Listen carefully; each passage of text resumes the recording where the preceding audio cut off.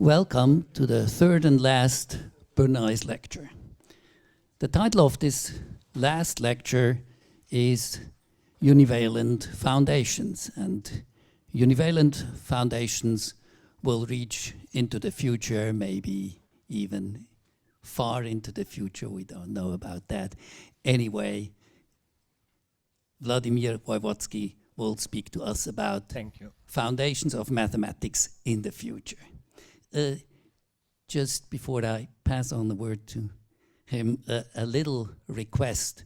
The format of these lectures is such that questions are most welcome, but at the end of the lecture, I'd like to ask you to please respect this format. Thank you. Please. Thank you, Giovanni. And,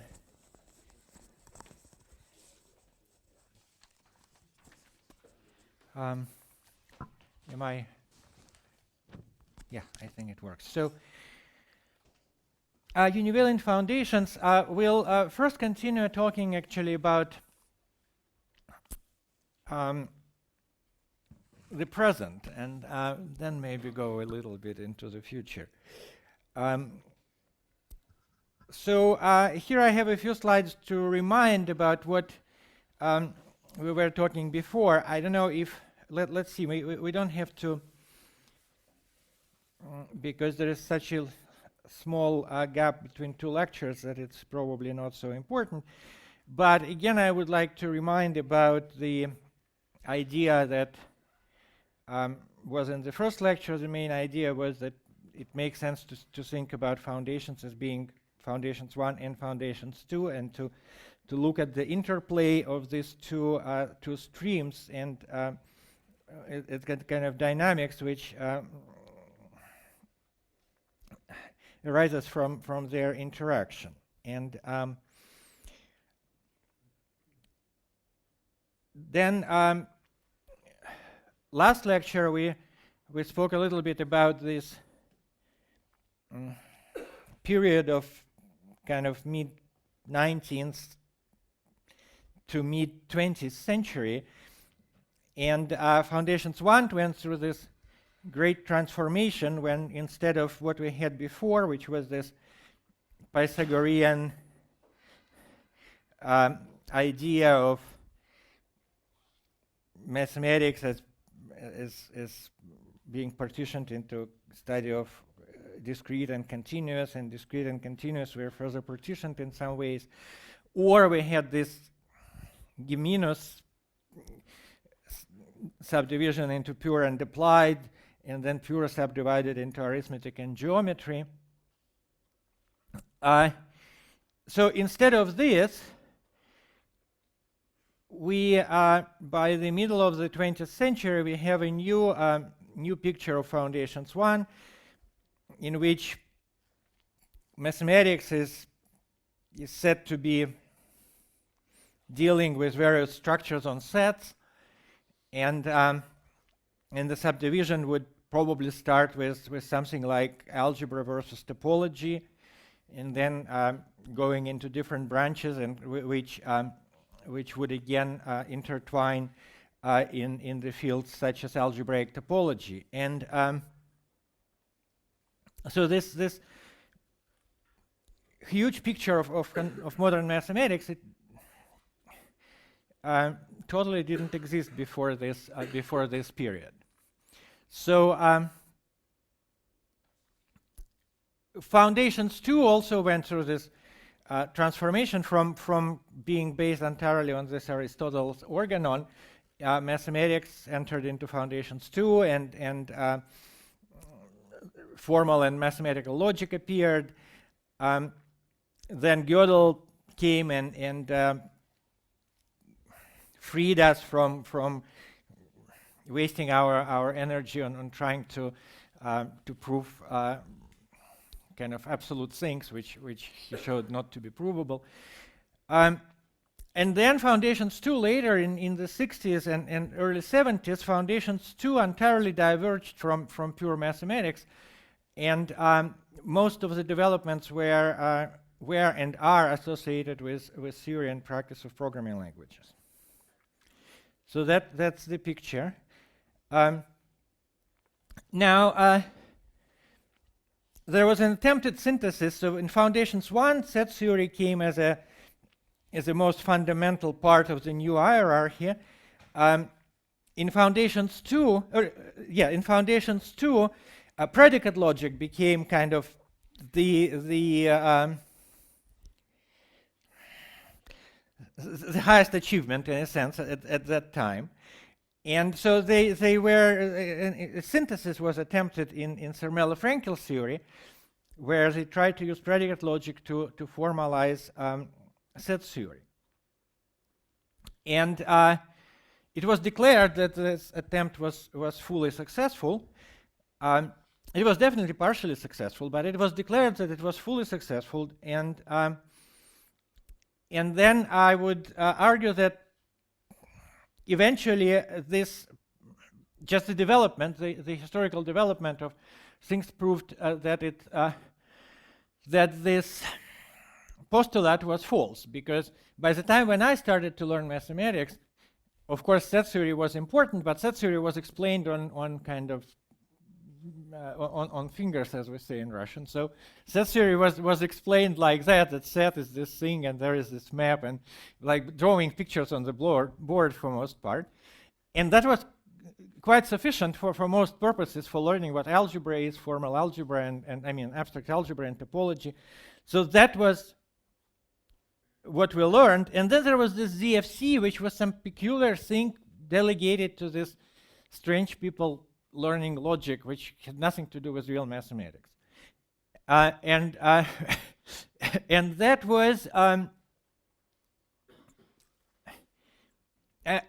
I would suggest to look at it as a proof that ZFC really didn't it didn't reflect the real set theory as it was used by mathematicians, the one which was explained on fingers. And so I see Univalent Foundations is a continuation of the development of the general theory of forms that Grassmann spoke about in 1844, and that Cantor spoke about in his paper on sets. And the word form, as we also mentioned, it is very complex, because it on the one hand refers to, it's the root of the word formal. It refers to shape, and it also refers to these ideas of the Platonic worldview. So it's really can be given many meanings. But if we understand forms as shapes, then the Univalent Foundations are very directly connected to the general theory of multidimensional shapes. So Grassmann spoke about general theory of form, but said that he doesn't have any. So Cantor spoke about his work on what we now call sets, and what he called something like manifolds, as being a theory of these forms. And he calls these forms sets. So in the Univalent Foundations, we call these forms types. So types are these forms. And so now I'm going into the Univalent Foundations proper, and the most important new concept, which didn't exist in Foundations before Univalent Foundations, is the concept of H-level. So Univalent Foundations, there is this filtration on types. So types are forms. So types is what Cantor said. This is the thing. Every time you see something which can be multiplicity, which can be unified in one, this is a set, or as he said, or manifold. And I would say this is a type. And types are subdivided into layers.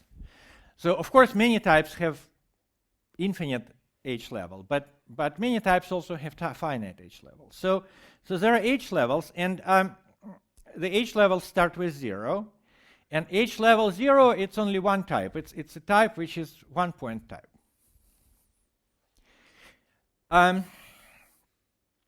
Types of level of H level 1 correspond in univalent foundations to propositions. So we know that propositions as types interpretation. So proposition is considered to be a type whose objects are its proofs. Now there is something here which needs to be maybe explained to people who don't know type theory, that there are many types which don't have any objects. And they're kind of maybe most types don't have any objects in a sense. And they're different from each other. The way it makes some sense is that when you're speaking about a type, one really needs to speak about a type in a context. So in type theory, context is something which you can add to your theory, like you can add axioms to a usual predicate logic theory.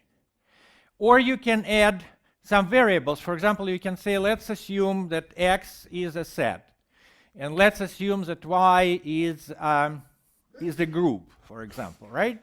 And you can put it on top of your page and say, I assume this, and let me also assume the axiom of excluded middle, that for every P or not P. And let me also assume that this Y is not just a group, but a finite group. So I can write all these things on top of the page. And in type theory, there is a special formal mechanism for doing this, and the things on top of the page are called contexts.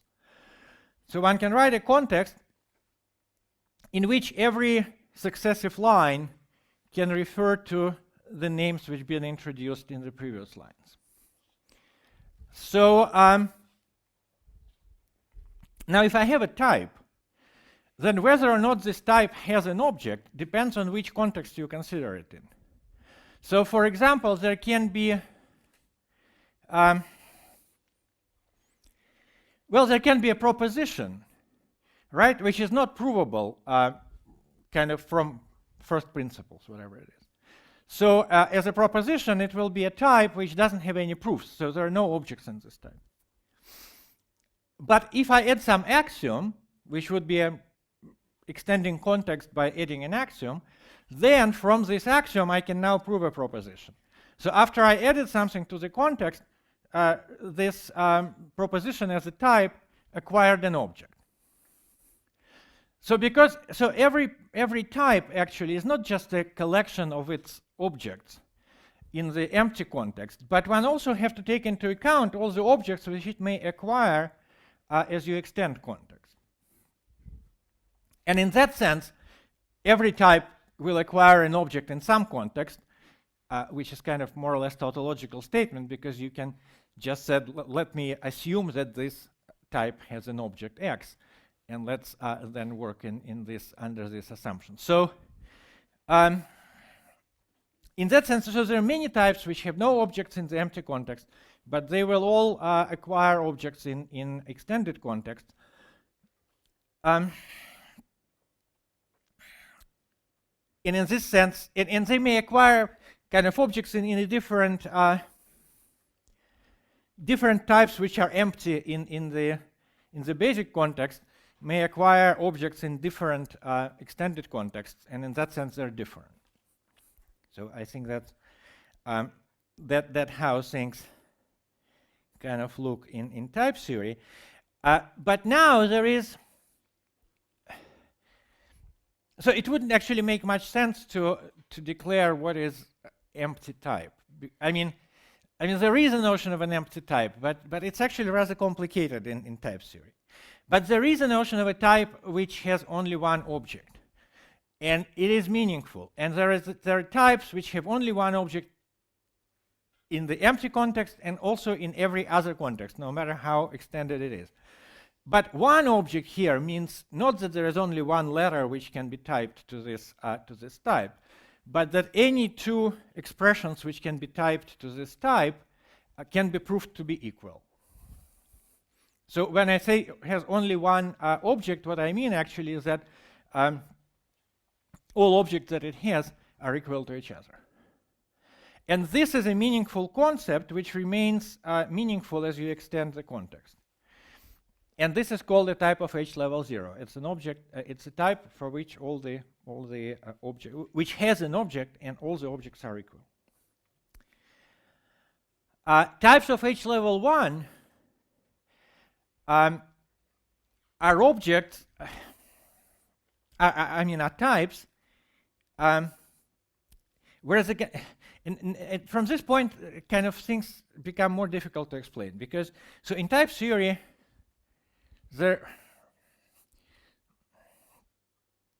one can only talk about types in a sense. So equality of objects is a type. So there is a constructor called identity type, which for every two objects of any type, there is a new type, which is called the type of equalities between these two objects. If you can give an element in this new type, then you proved the equality. If you cannot find an element, then probably these two objects are different. But now this identity type itself may have a lot of objects. And for two objects of the identity type, there is again, of course, identity type between these two objects. So one can talk about equality between equalities.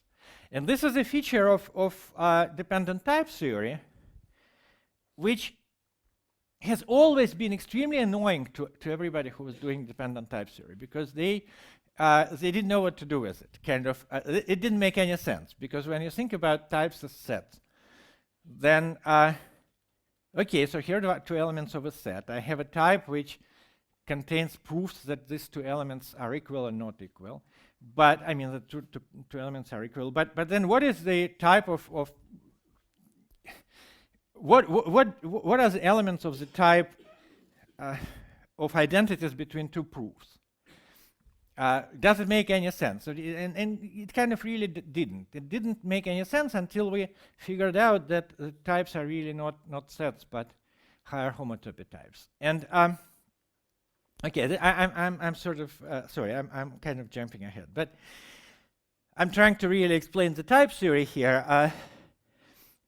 But the point is that when we discovered that types can be interpreted as homotopy types, and that this higher identities really make sense, then everything started to fall in place. And that was kind of really remarkable, because this dependent type theory existed already by that time. So let's say we discovered it in 2005. And Martin Löf introduced his type theory, let's say, in 1973. So from 1973 to 2005 is 32 years. So for 32 years there was this theory which was actively in development, and like the most interesting feature of this theory was entirely invisible until this interpretation was discovered. Okay, so types of H level 1 are propositions. So propositions are defined as such types that if you have two objects in this type, then they are equal. But you don't have to have an object.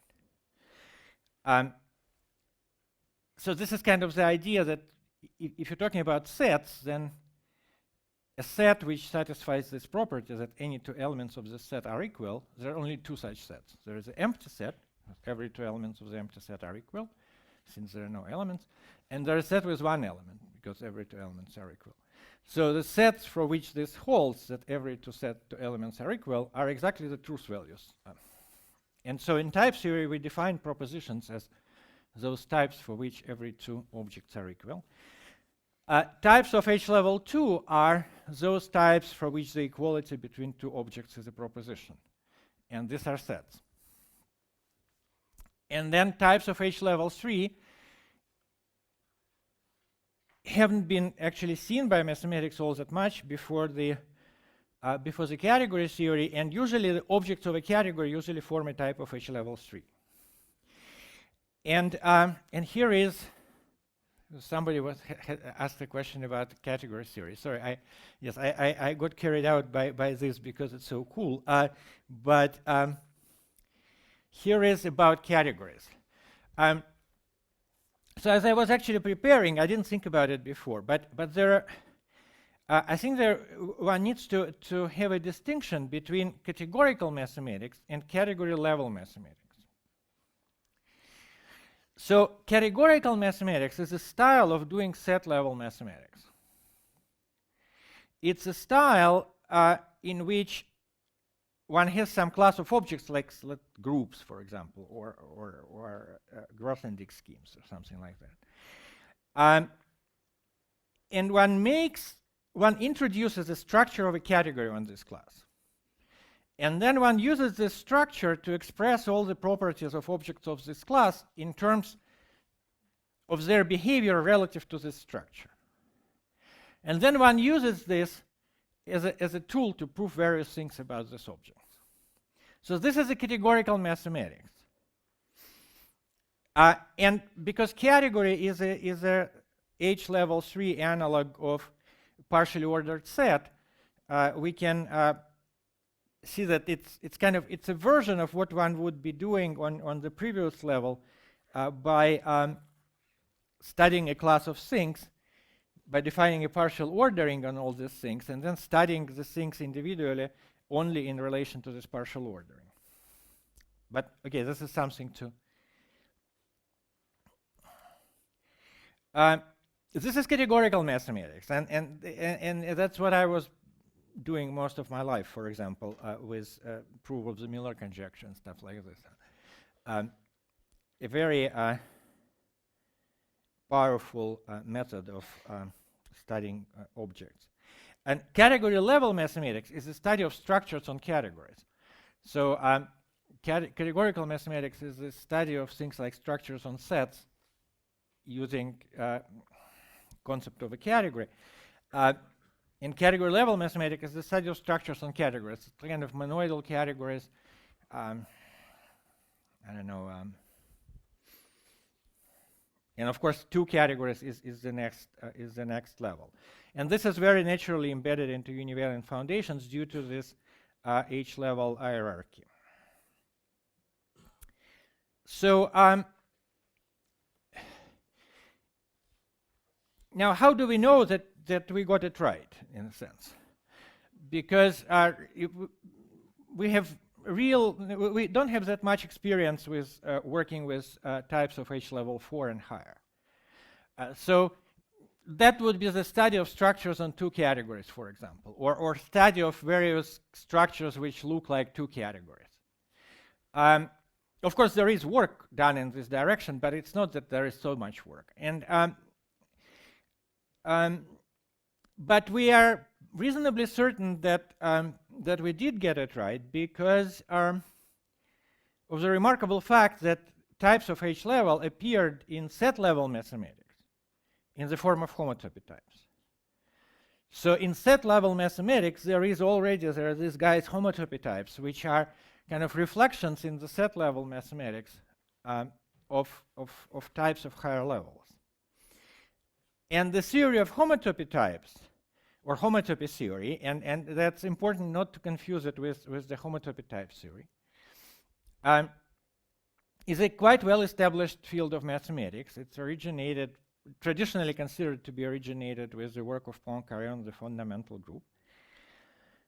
And homotopy types are equivalent classes of topological spaces. So these are really shapes, forms in the sense of shapes. And after they were discovered, they started to appear in different areas of mathematics.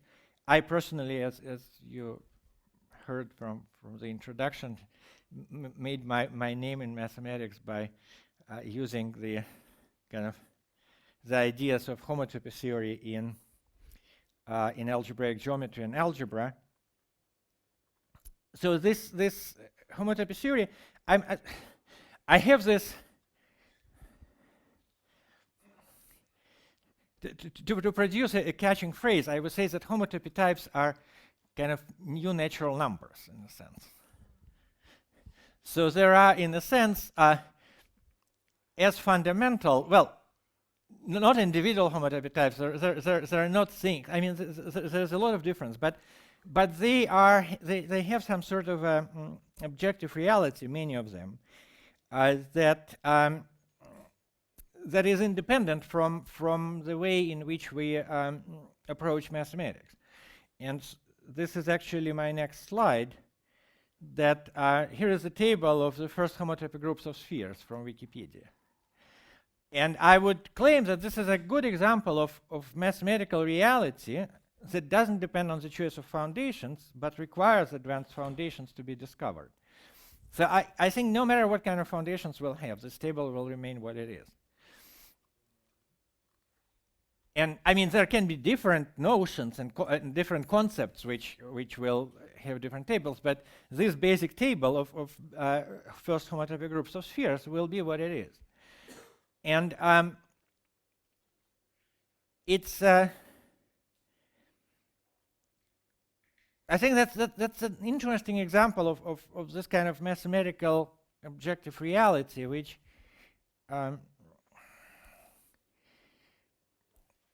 may give some more kind of context for thinking about various philosophical questions in mathematics than thinking just about natural numbers. So here, so one can say that the fact that 5 plus 1 is divisible by 3 is a fact of objective reality. But one can also say that these groups are a fact of objective reality. So, so the notation is clear. This Z with a subscript is the cyclic group of the order which is the subscript. So for example, this is Z2 squared, so it's a product of two cyclic groups of order 2. And this is a cyclic group of order 120 times the cyclic group of order 12 times the cyclic group of order 2. And here are the infinite groups of spheres. They only appear quite infrequently. There is Z here and Z here and Z here.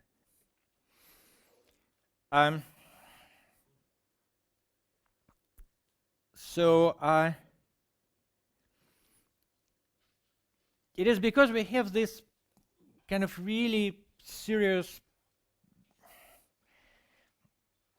amount of computational work done in homotopy types that we know that they are solid, kind of. There is a solid theory of homotopy types, and Univalent Foundations rely on that theory in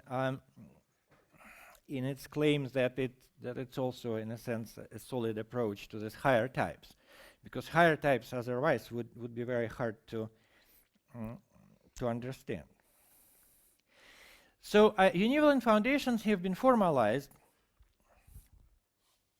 So far this discussion, it doesn't have anything much to do with formalization. One can, as long as one can do it on the intuitive level, but it has been formalized in several styles of Martin-Löf type theory. Well, at least I guess two, related to proof assistant Koch and to proof assistant Agda. Here is a very short story of Martin-Löf type theory, which is fundamental to this story. So Martin-Löf introduced it, called it constructive type theory in 1972.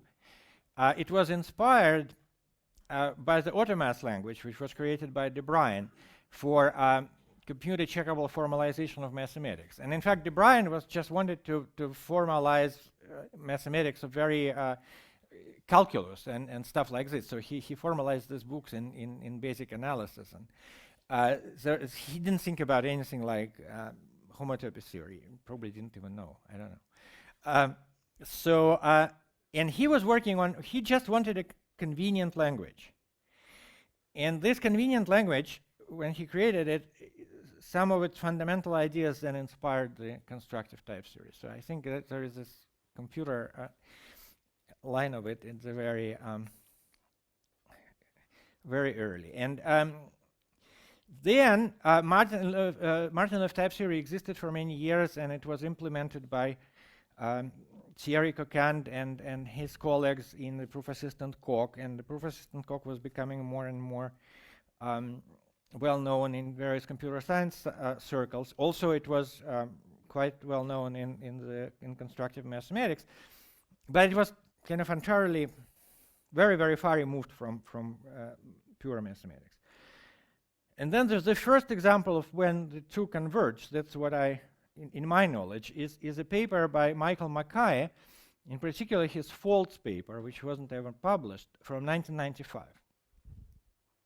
And here he suggested that one can use ideas from Martin-Liff type theory to develop some sort of first-order logic with dependent sorts. He didn't like the Martin-Liff type theory itself. He was still kind of classical in that respect. He just wanted to import some ideas from Martin-Liff type theory into logic. So he said that let's import these ideas into logic, and then in this new logic we can speak about category theory in a more systematic way. And then the next development was with the univalent model, when I discovered, in thinking about what Michael Mackay proposed, but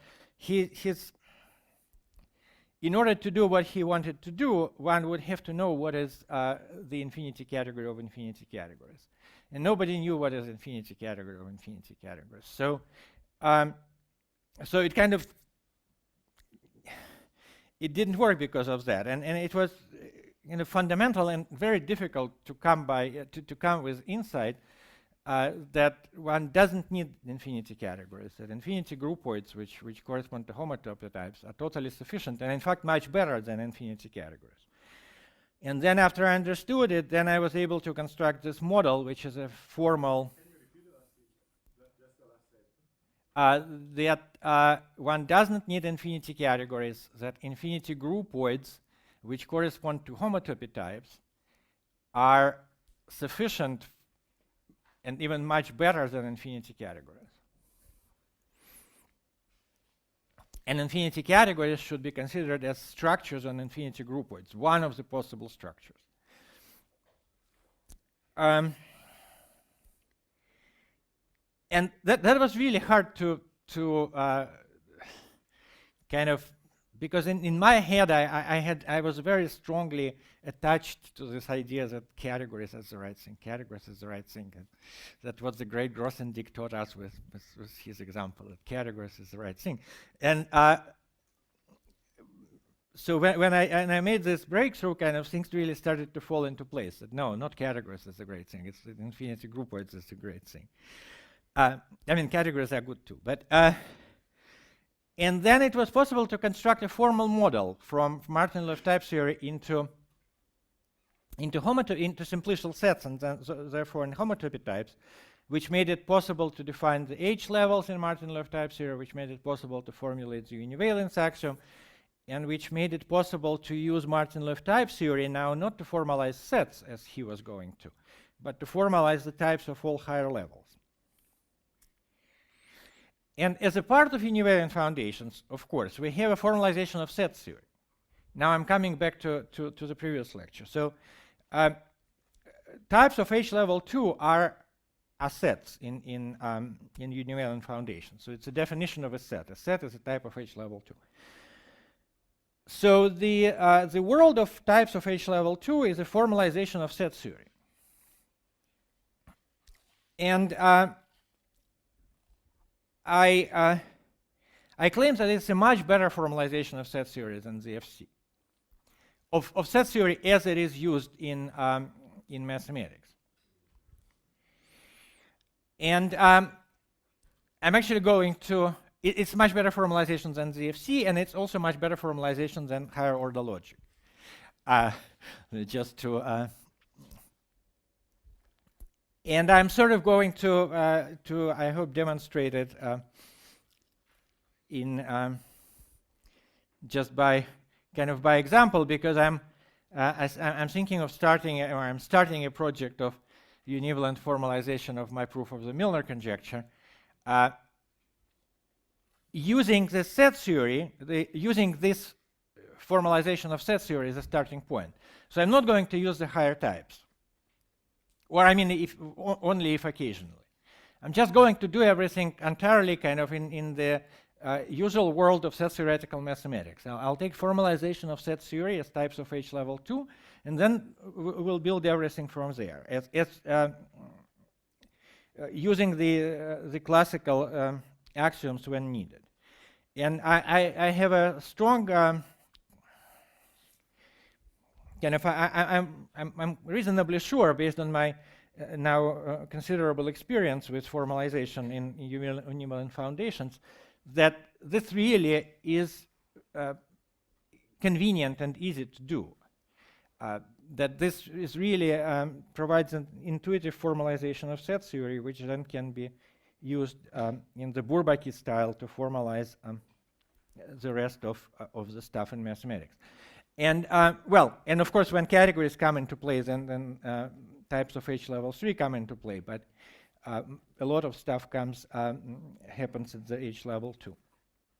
So at the moment, so this is just a review of what we have. And it's a little bit going between philosophy and practice. So there is if you go to GitHub, then under the name Unimath, there are several libraries, including my library, which is called Foundations, and it has basic general theory of types, it has logic, and it has univalent form of set theory. There is formalization of abstract algebra, which I did in a few months, and it was really fun to do. I just remembered my learning algebra from Bourbaki 1, and I just took this stuff from my head and started just formalizing it in Coq. My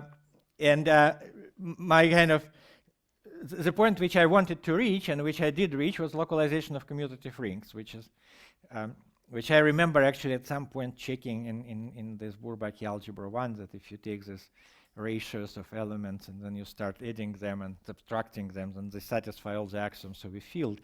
I remember how it was kind of a hard thing to do reading Bourbaki, and now I have done it in Coq, and I know that it's probably, well, it's certainly much more interesting, because there you can really experiment with things. For example, I also formalized semi-rings.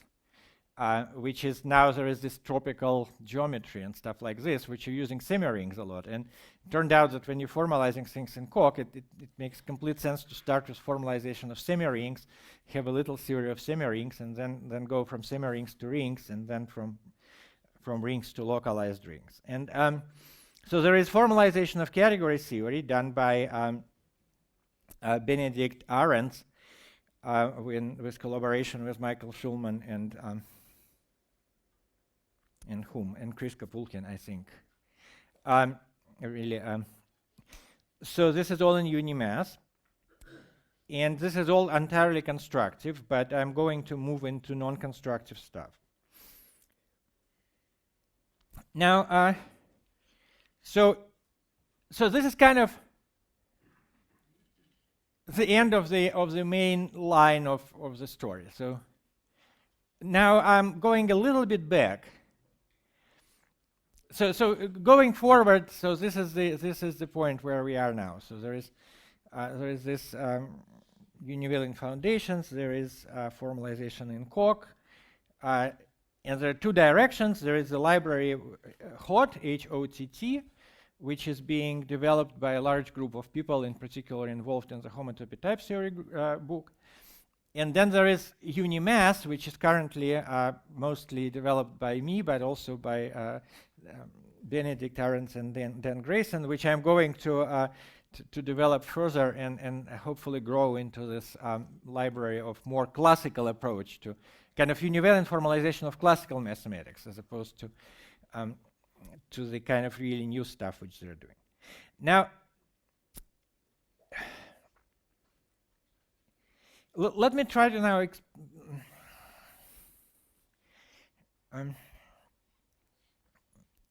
so I made a statement last lecture that set theory cannot be formalized in predicate logic.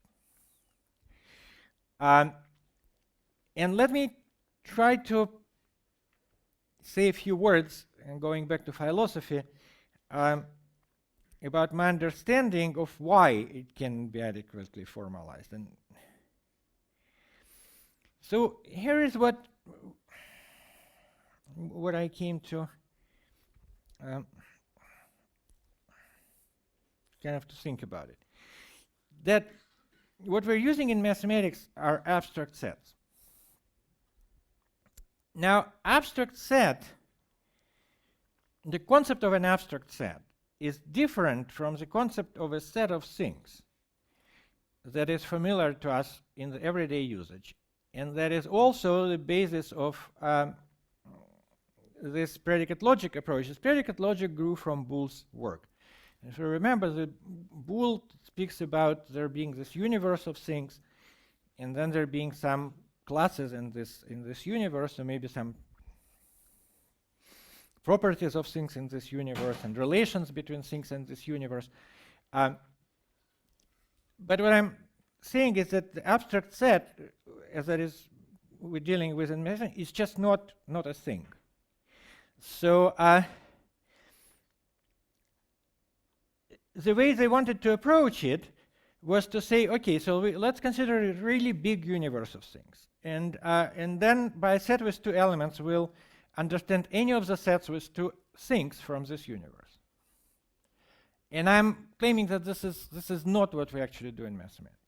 When we say a set with two elements in mathematics, we understand the abstract object and not one of these sets of two things. And this is different. So I would further say that the set with a set, an abstract set with two elements, is an object in the realm of abstract objects that has, roughly speaking, exactly those properties that are common to all sets of two things, and that can also be an object of all manipulations that can be applied to all sets with two things. And this second part is important. So the second half of the sentence.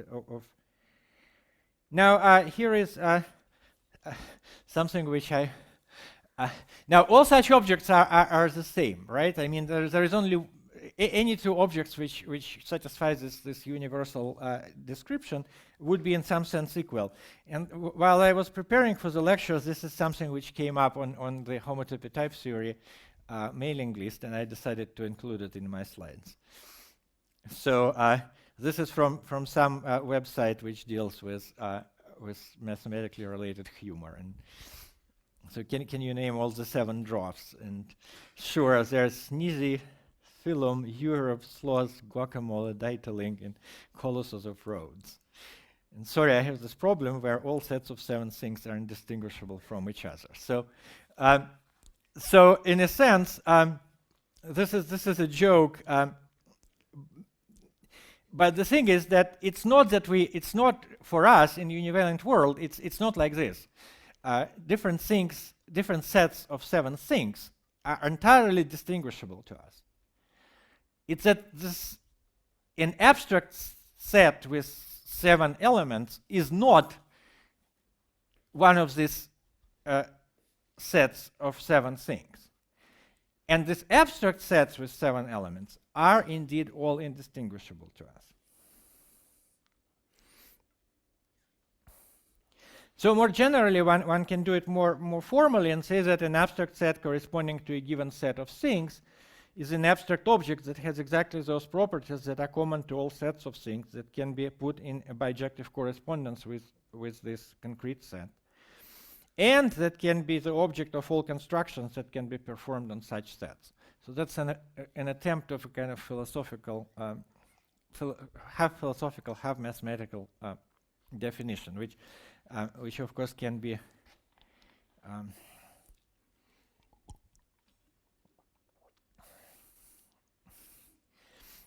criticized. But what is important is that what is very important is this line here. Excuse me, not this. Yes, it is this line. So, sorry, an abstract set is not the class of all. It's an abstract set with 7 elements is not the class of all concrete sets with 7 elements.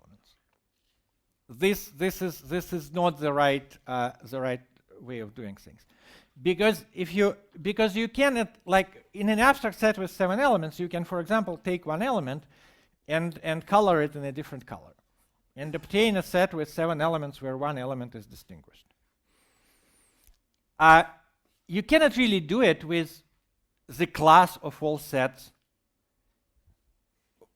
of 7 things. How do you color an element in this class? But this class has nothing to do with 7 elements. So it really doesn't add up if you really think about it. So this idea that an abstraction of something is just taking the collection of all concrete instances is really not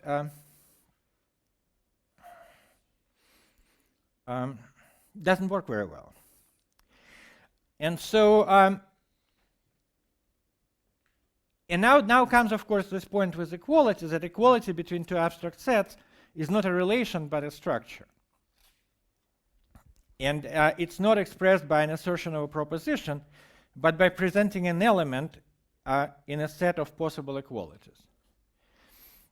And from that, so for example, the abstract sets corresponding to sets A, B, and C, D can be equal either through the correspondence that takes A to C and B to D, or through the correspondence that takes A to D and B to C. So there are two ways in which they can be equal, and this is one of the most important things, which important facts which makes them to be not things, because things can only be equal. One thing can only be equal to another thing if it's equal, only in one way. So logic, at least as I know it, can only reason about things. I mean, this predicate logic, you can only reason about things and relations between things. And that's the reason why we cannot formalize sets in predicate logic, because sets are not things. And now, if you think from this perspective, you actually can go a little bit back and see that this is exactly what was happening when people tried to formalize sets. So if you want to formalize theory of abstract sets using something like predicate logic, you need to make things out of sets. And there are two ways actually of doing it. I mean, two most famous ways of doing it. One way of doing this is to introduce a well-ordering on a set.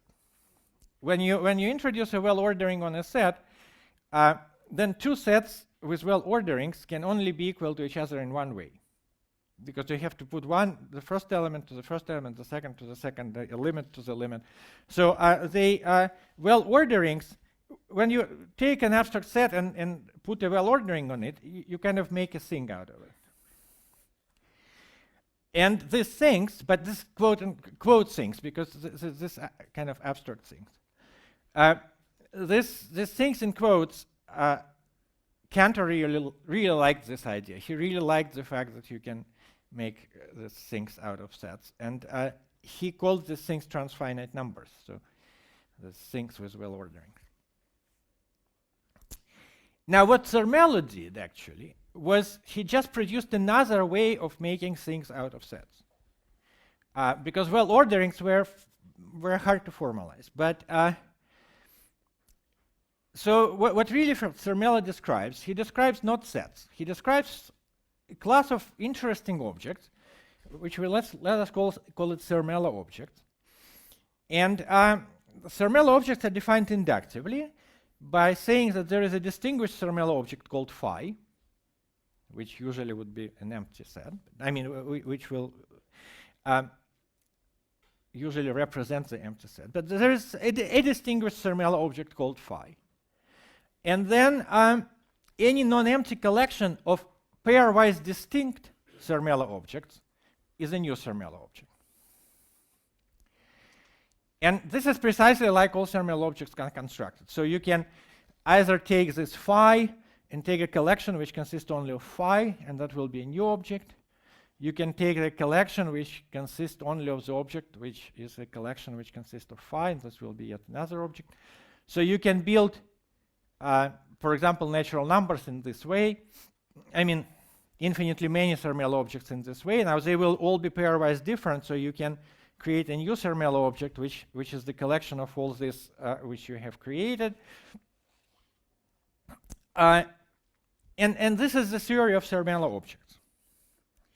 Now, every thermal object defines a set.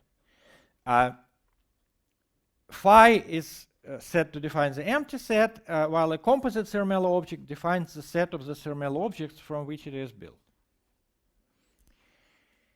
Or we can say, well, this paragraph probably is not really important.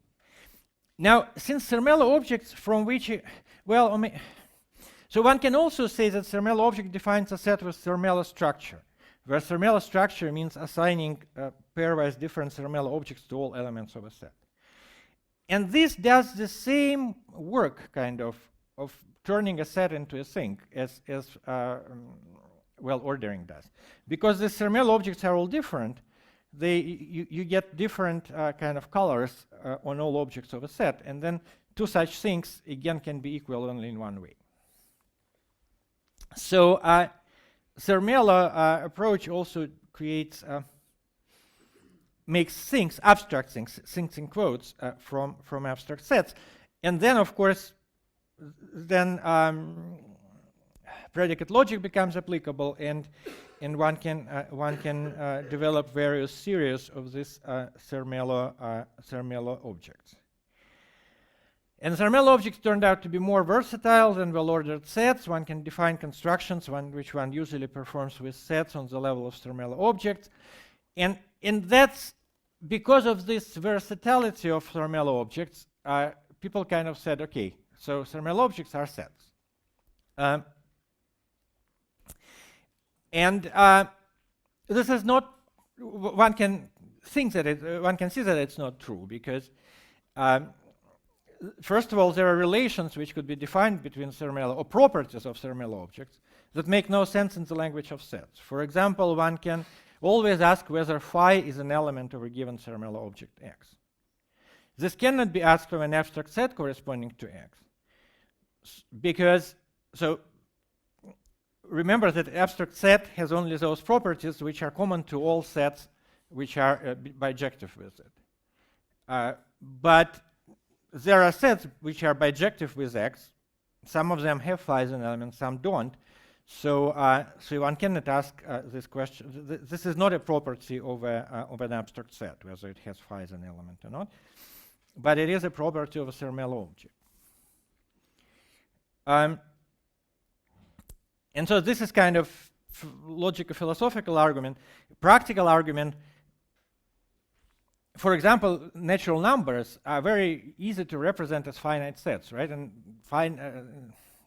number 5 is represented as finite set with 5 elements. And this is kind of makes sense going back to Euclid and whatnot. So this is how really sets numbers represented in set theory. But if you try to associate thermal objects to numbers, then you're forced to make a lot of arbitrary choices, because there are kind of tons of different thermal objects which can be associated with number 5. And there are different ways of associating thermal object in a systematic way to all numbers. And then, of course, which one is better? And then, of course, the question arises, one chooses one way, and then one chooses another way, and then one asks, so the number 5, is it this or is it that? And because you want to really have theory from which you can then introduce, you want to introduce arithmetic as you want to have a theory which is deeper in Foundations 1, which is more fundamental than arithmetic. So you want to describe numbers through your objects, and then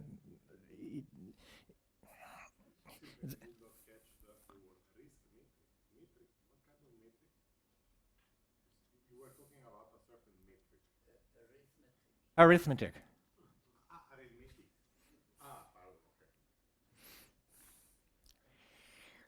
Sorry. Okay, so this is my explanation.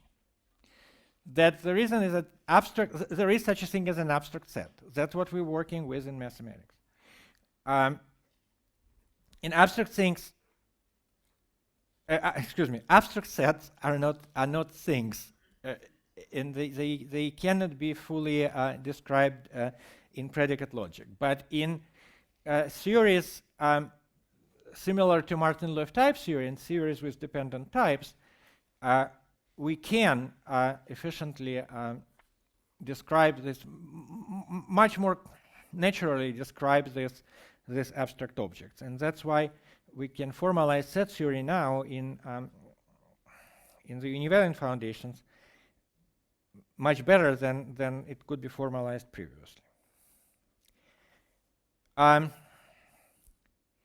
So I have a whole, I have more slides here, but I'm basically done. And the slides which are added here are, well, they will be on the, we'll have slides posted on the internet, so these further slides will be there. But this are kind of a little bit side stories. So, well, this is a demonstration. This is a screenshot from this very same computer of an actual Coq session. It's Steve Audi and myself were going from a tourist trip to Lyon. You know, we're sitting in a train, and I still cannot convince Steve Audi to do his mathematics in Coq. So I was trying to convince him to do it, and I was trying to convince him that it's easy to do. So I said, while we're sitting here in the train, let us write a definition of topological space. And so we sat down, and well, actually I wrote, but kind of with his, he was following. So here is it's a definition of a topological space written in Coq in about 15 minutes while we were actually approaching Paris. And you can see that it doesn't look all that bad. And actually, topological space is the line below this, which didn't fit on the screen. This is just topology on a set. So actually on a type. So a topological space would be a set together with a topology, and this is just a definition of a topology. So it's a space of pairs, which the first term of the pair is the topology data, and the second term of the pair is the set of axioms, the proofs of the axioms of topology for this data. And this whole thing is written up here.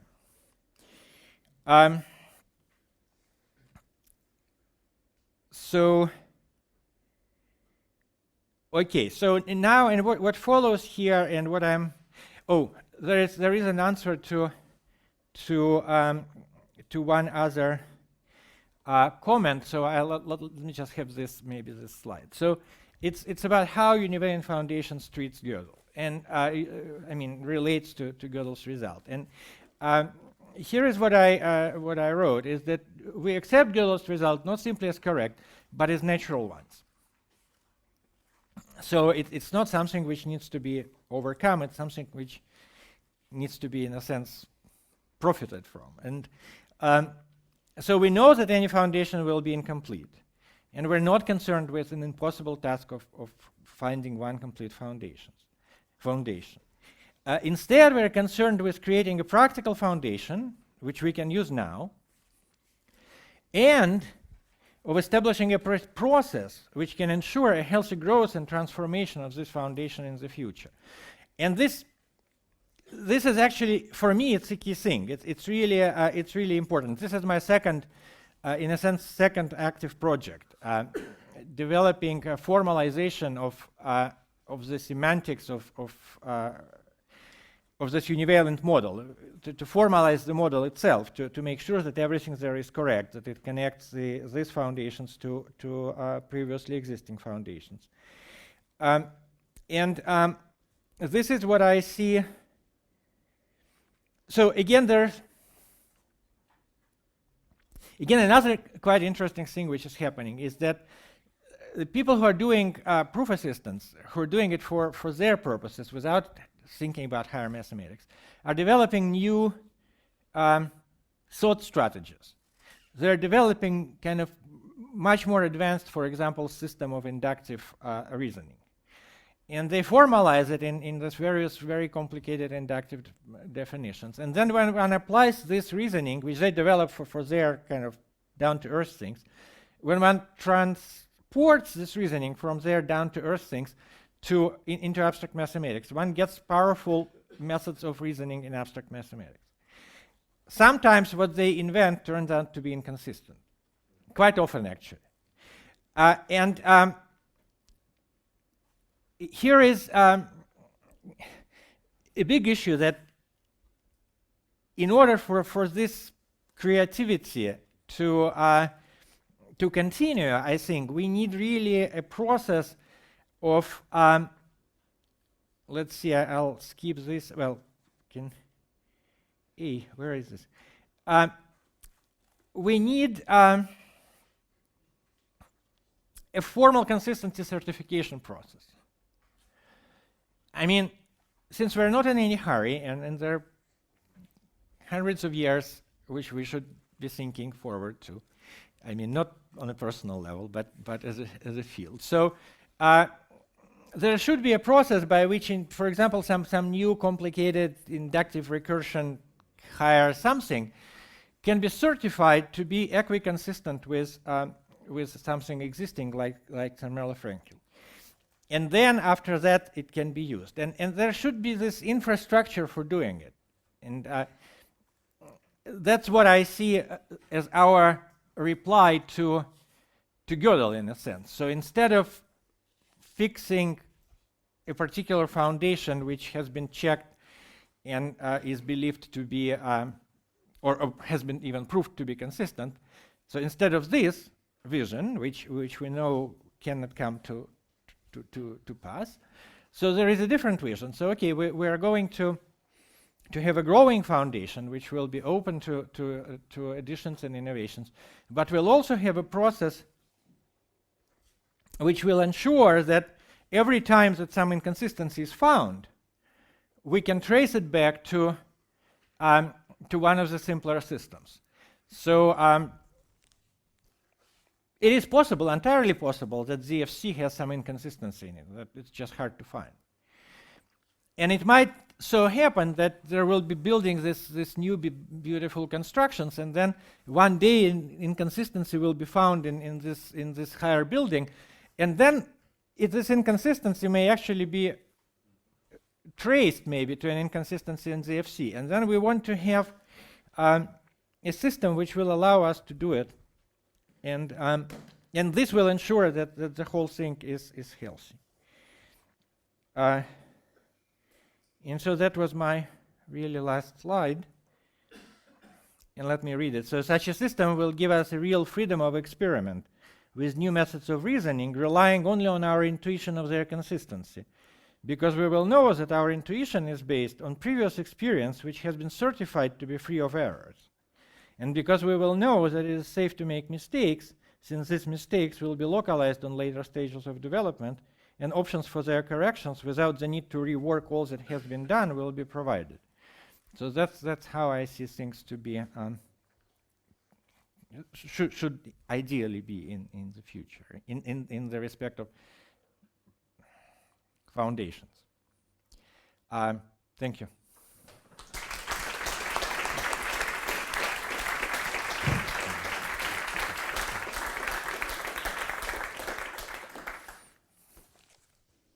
So now it's time for questions.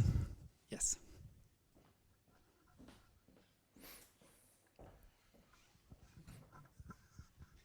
Well, as far as I understand, you claim that your foundation is better than set-theoretic foundation because categorical point of view is more natural or more reasonable to see the things. Actually, I claim that our foundations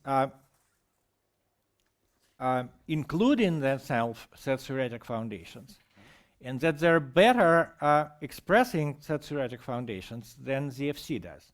So I'm really distinguishing between set theoretical foundations of mathematics, which we have, and Zermelo-Fraenkel theory. And I'm saying that our univalent formalization is better for the classical set theoretical foundations than the Zermelo-Fraenkel. Could you say something about other categorical foundations, like Grothendieck universe, or Like what? Grothendieck universe, or Lavier's topos theory? Or Well, there is really no other categorical foundations which would be sufficiently complete. So one can topos theory is also it's the same type theory. I mean, if one looks at it, topos, kind of free topos with natural numbers object, it's just it's almost entirely the same as higher order logic. So it's almost entirely the same as this more primitive version of type theory which we're using.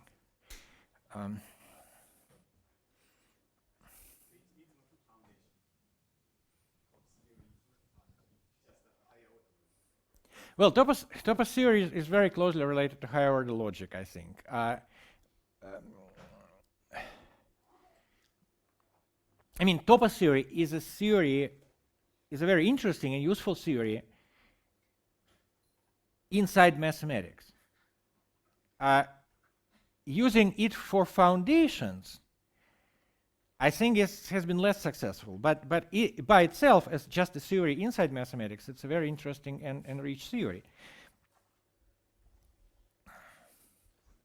which factor distinguishes your foundation from topos? The use of dependent types.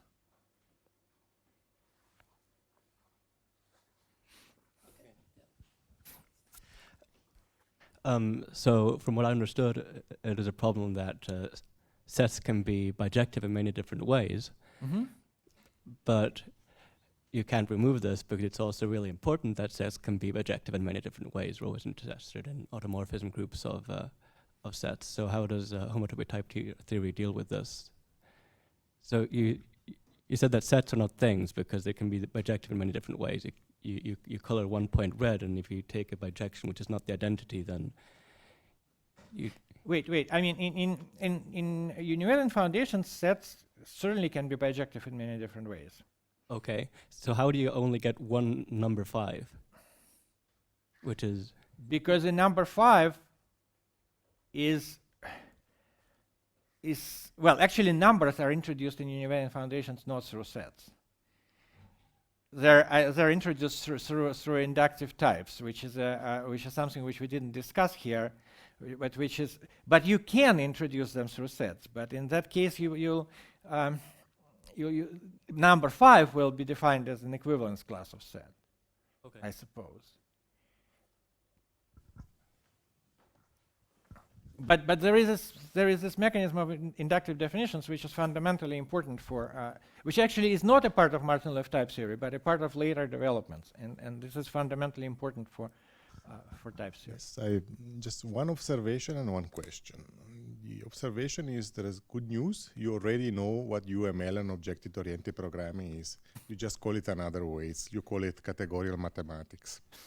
The only thing that we should maybe clear if these 34 standard development patterns, which are somehow folklore in object-oriented programming, have a pendant in categorical mathematics. You know what?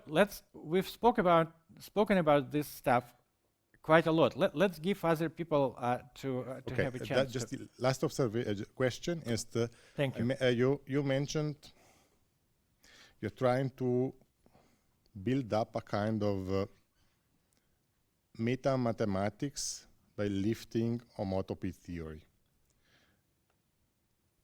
to logic, or to you are building up a meta mathematics by exploiting. We really shouldn't be doing it with everybody around waiting. Yes. Okay, just the question is, what about homology then? I'm not going to discuss it now because it's too complicated. Okay.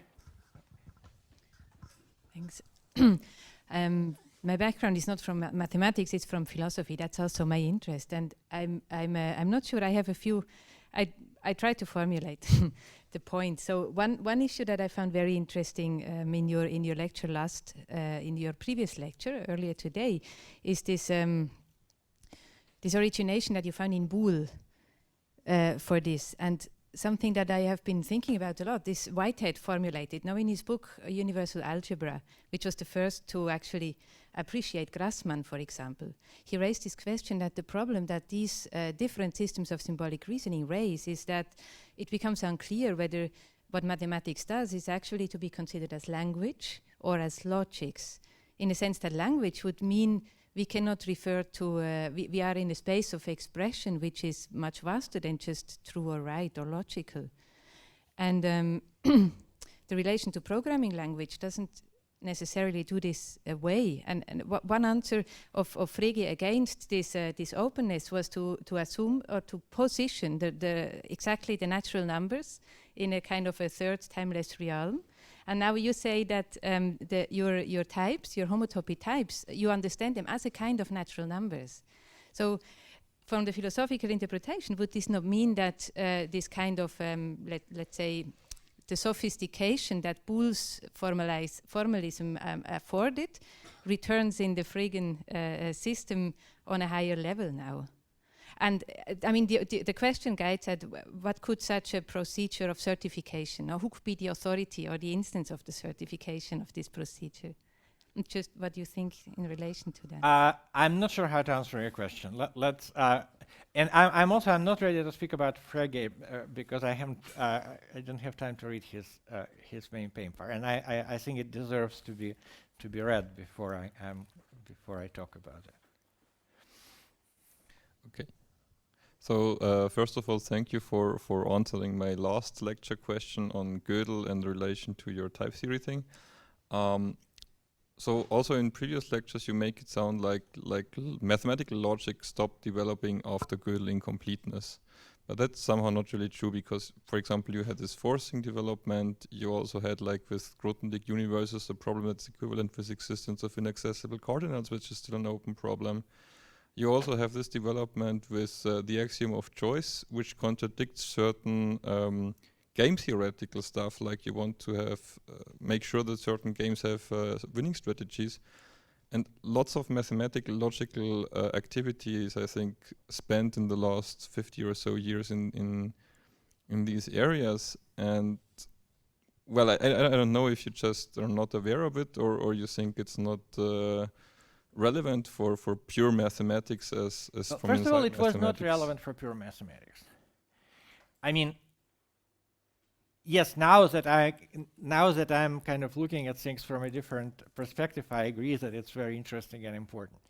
But when I was kind of hanging out with people who were kind of proving theorems about mathematical objects, we didn't consider it to be a part of what we should be interested in.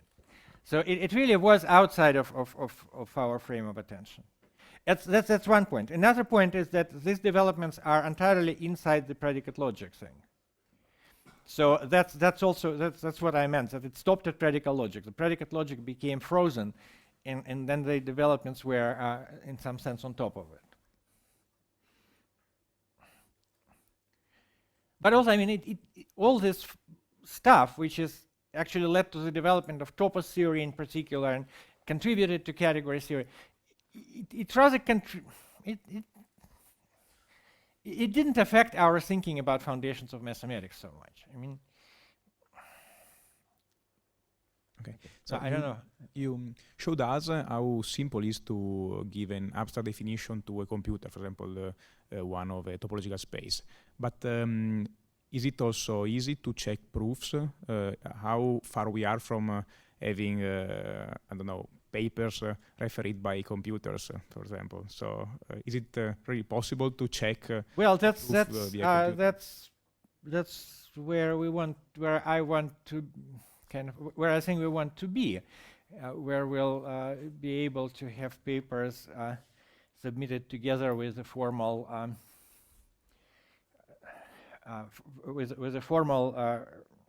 formulation of the results, and then the formal side could be checked by a computer, and then the referee would only have to check that the formulations of the theorems are correct.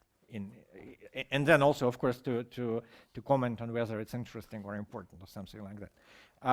How far we are from it, I don't really know. There are so many things in play here that it's almost impossible to. How would that differ from that, for example, what Oscar did? Wait, let me not let you interrupt others at the moment. Yeah. Sorry. Yes. So, very concrete question. I'm not sure I understood your edge levels. So you said that types of edge level 1 are propositions, and they are defined as if they have two objects, the objects are the same. They are equal. Yeah. And then you say that the objects of propositions are proofs. Yes. So if a proposition has two proofs, the proof is the same. From the point. How is this equality defined then? Yes. So in this formalization, what comes up is that there are different notions of equality involved, different notions of equality, different concepts of equality. So there is this kind of strongest possible equality, which is called univalent equality. And this univalent equality is the one which is used in the definition of H levels. So from the point of view of univalent equality, any two proofs are equal of a proposition. Same as from the point of view of univalent equality, any two sets with two elements are equal.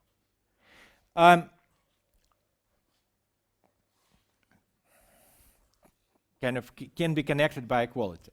So I think it's wrong to say are equal, because there is this use of this verb is in this context is incorrect, because is something which logic uses specifically for certain propositions, and when it's not a proposition, somehow it shouldn't be used. So I'm hesitating to use the word is equal. The expression is or are equal can be connected by equality. Any two sets with two elements can be connected by an equality.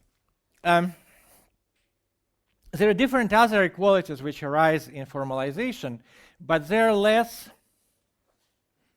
You can study proofs, and you can introduce some different equivalence relations on proofs. So like two proofs are equivalent with respect to these transformations, but not with respect to that transformations. But then you can also consider. But then you'll have many different equalities which you can introduce between proofs. And this can be important and subtle, and they can also exist between other objects in univalent foundations. But there is one fundamental, strongest possible equality, which is the univalent equality. And with respect to that equality, every two proofs are equal. That Is there a definition that I'm missing of univalent equality? Or is this defined in the context?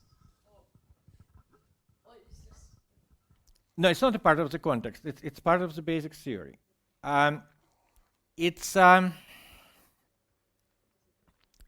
non-trivial. It's defined through something which is called. It's actually very non-trivial. It's originally defined through something which is called J eliminator. And then on top of J eliminator, one has to add the univalence axiom. So I have a it's a follow-up. So just a very quick question. So is it, so just that I understood, is this equality then based on the proposition? I mean, so two proofs are equal with respect to that proposition, because I mean one proof can prove much more than the other one. So if I add a proposition, no. So equality is a thing which is attached. Well, not a thing, but it's a type which is attached to two objects of a given type. So it can only exist between two objects of one type. So So you first have to say that you consider this proof as a proof of this proposition, and you consider that proof as a proof of the same proposition, and then they're equal. okay, thank you.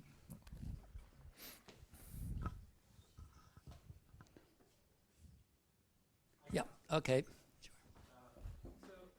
You mentioned that you would like to see proofs accompanied by a description in a proof assistant. You mentioned that you would like to one day see proofs submitted along with, say, for example, in Coq, along with some comments, and the referee can then make sure that the setup is correct, and then everything's fine. So that raises two questions. One, does that mean that every proof should be computable? Every proof should be checkable. So should be checkable, and how long should it take to check it? Because then that raises questions of execution time. So, so does that mean that every proof should be checkable, or should the check be computable using machine? And Well, every proof, I mean, don't confuse proofs and programs. They're not the same. So every proof which we as a community should be willing to accept as a valid proof should be checkable in the reasonable amount of time, right? I mean, otherwise I can bring you something which obviously doesn't normalize in the next 1,000 years and tell you that this is a proof of something important, and that is not acceptable. So yes, every proof should be checkable in a reasonable amount of time.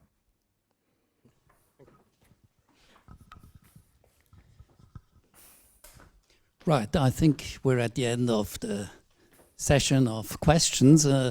Let's thank Vladimir Voevodsky once again for his last lecture. Thank you. Session. We're at the end of the Paul Bernays Lectures 2014. I guess we can safely say that they were a highly successful event. They were about Paul Bernays' special field of interest and work, the foundations of mathematics. They put this subject into a historical perspective, and this from a personal point of view. They offered fascinating little glimpses into the future of the foundations of mathematics. And last but not least, they raised lots of philosophical questions concerning mathematics, set theory, and their adequate understanding, which I'm sure Paul Bernays would have been delighted about. All of this is due to Vladimir Voevodsky stimulating and sparkling presentations on mathematics and its philosophy. I'd like to thank you, Vladimir Voevodsky, I'd like to thank you very much for this great present. Thus, I close the Paul Bernays Lectures 2014, and I hope to see you again at the Paul Bernays Lectures 2015. Thank you.